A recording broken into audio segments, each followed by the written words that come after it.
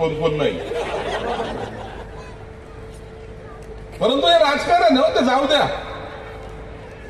मी त्याची चिंता कधी केली नाही. मी कधी कोणत्याही बसलेल्या एकाही माणसानं सांगावं, मी कधी त्याला फोन करून सांगितलं नाही तू का माझ्या विरोधात गेला, तू माझ्या विरोधात का काम केलं म्हणून कधी विचारलं नाही.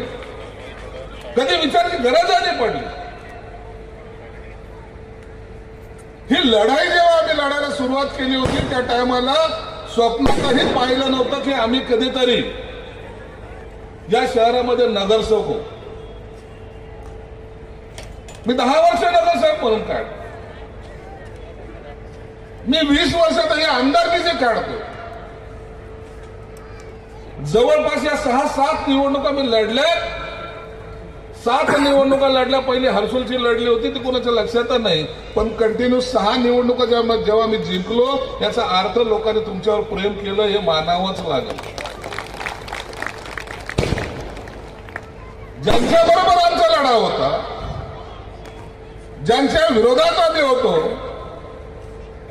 राजकारण कुठे कसंही जाऊ द्या, आम्ही कालही त्यांच्या विरोधात होतो, आजही विरोधात आहोत आणि उद्याही त्यांच्या विरोधात राहू, आम्हाला चिंता नाही.